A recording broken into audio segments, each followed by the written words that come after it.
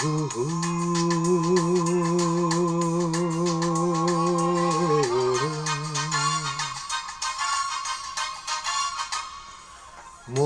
শুধু মন ছুঁয়েছে, ও সে তো মুখ খুলেনি। ও হো হো হো। সুর শুধু সুর তুলেছে, ও ভাষা তো যায়নি। মন শুধু মন ছুঁয়েছে, ও সে তো মুখ খুলেনি। ও হো হো হো। দর্শক, আপনাদের সবাইকে স্বাগত জানাচ্ছি আমাদের আজকের অনুষ্ঠানে। আমাদের আজকের অনুষ্ঠানের অতিথি বাংলাদেশের একজন সুপরিচিত কণ্ঠশিল্পী তপন চৌধুরী। তিনি আমার পাশে বসে আছেন।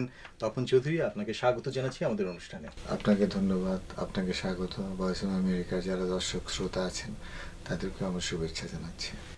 তপন চৌধুরীর জন্ম হয়েছিল 60-এর দশকে চট্টগ্রামে, এবং তারপর বেশ অল্প বয়স থেকেই কিন্তু তিনি গান করতে শুরু করেছিলেন, এবং কৈশোরে ঢাকায় চলে এসেছিলেন তিনি।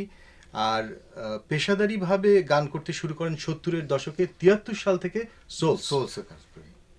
73 থেকে সোলসে, 77-78-এ ঢাকায় বাসি পড়াশোনা করার জন্য। গ্রাফিক আর্টস থেকে আমি পড়াশোনা করেছি, পাশ করে চিটাগাং গেলাম। যাওয়ার পরে চাকরি টাকরির অনেক ধান্দা করলাম, হলো না। কোনো ব্যবসা মনে হলো করলাম, তাও হয় না, খালি গানই করি।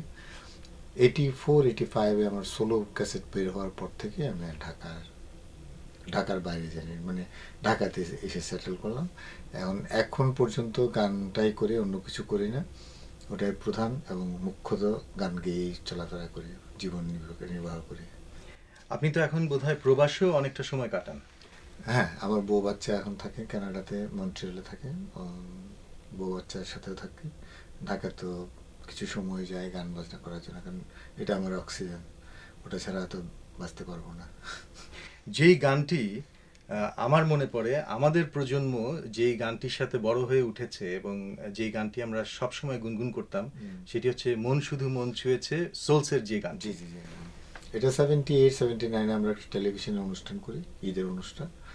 একসাথে 3টা গান, এই গানটা, নদী এসে পথ, এটা one of the good song, আর হলো কান্দ গানে মন। তো এই গানগুলো করার পরে তখন মানুষ খোঁজাখুঁজি শুরু করলো ক্যাসেটের জন্য, মানে রেকর্ডেড কিছু চাই, কারণ বারবার তো শুনতে চাই না টেলিভিশনেরটা। তখন আমরা 81-এ আমাদের প্রথম ক্যাসেট, বাংলাদেশের কোনো ব্যান্ডের ফার্স্ট ক্যাসেট বের হলো ঢাকা থেকে, সোলস। আমি বলি, আমি গান বাজনার জন্য আমি যা কিছু পেয়েছি, আমার যা কিছু অর্জন এই সোলসের কাছ থেকে পাওয়া, এবং তার সুবর্ণধারী, তার যারা ফাউন্ডার, তাদের কাছ থেকে আমি সাংঘাতিকভাবে কৃতজ্ঞতা জানাচ্ছি তাদের কাছে। আর এই সোলসে নিয়ে গেছিল আমাকে একজন মানুষ, সেটা হলো সুব্রত বড়ুয়া রনি। ওনার কাছেও কৃতজ্ঞতা আমি সারা জীবন এই জন্য। আপনি গ্রাফিক্স নিয়ে পড়ালেখা করেছেন।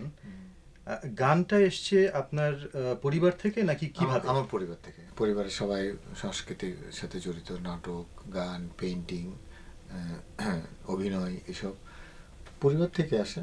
কিন্তু পরে কেমনে কেমনে গানের সিঙ্গার হয়ে গেলাম। কিন্তু ব্যান্ড মিউজিক কেন? আপনি তো একজন সোলো শিল্পী হিসেবেই শুরু করতে পারতেন। না, ব্যান্ডে তখন ওই যে বললাম, সুব্রত বড়ুয়া রনি নিয়ে গেল ওনার ব্যান্ডে, তারপর ব্যান্ডে একসাথে কাজ করলাম। তখন ক্লাস 9-এ পড়ি, প্রথম শুরু করলাম। নাইট ক্লাবে গান করছি, এখানে গান করছি, স্টেজে গান করছি, বিভিন্ন ক্লাবে গান করছি। হয়ে গেছে, এরকম হয় না একটা মানুষের।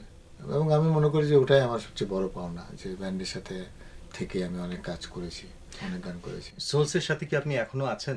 না, 94-95-এর দিকে আমি দেখলাম যে আসলে আমি দুটা দিকে হয় না। তখন তো চিটাগাং বেস ছিল সোলস, আর আমি প্রফেশনের জন্য ঢাকা পুরোপুরি সেট। তখন ফিল্মে গান করি, রেডিও, টেলিভিশন, ফিল্ম, স্টেজে সব গানটাই করেছি, আর কিছু তো করিনি। তো তখন চিন্তা করি যে না, এরকম একটা পোস্ট আঁকড়ে ধরে লাভ নেই, কারণ সোলসে সময় দিতে পারি না, অনেক সময় যেতে পারি না। হ্যাঁ, তখন আমি চিন্তা করলাম যে না, একটা ছেড়ে দিই। এবং ওদের সাথে বোঝাপড়া হলো যে আমি আসলে আমার মতো গান গাই, তোমরা তোমার মতো গান করো, তোমরা তা আছো, যেটা হয় আর কি, মানে কোনো বিরোধ ছাড়া আমার ওখান থেকে চলে আসে। কিন্তু আপনি কি জানেন যে লক্ষ লক্ষ শ্রোতা সোলসের সোল হিসেবে আপনাকে, তপন চৌধুরীকে, না, তপন চৌধুরী মানে সোলস। আমি নিজেও জানি যে সোলসের থেকে আমি অনেক কিছু পেয়েছি, মানে মানুষের ভালোবাসা পেয়েছি বলে আজকে এই অবস্থানে। এবং পরবর্তী পর্যায়ে আমার নিজস্ব সিডি, নিজস্ব ক্যাসেট, নিজস্ব গান, এবং আমি খুব সৌভাগ্যবান বাংলাদেশের একদম টপ লেভেলের সমস্ত মিউজিক ডাইরেক্টর, গুণী মিউজিক ডাইরেক্টর থেকে গীতিকার, সুরকার যারা আছে সবার কাজ করতে পেরেছি।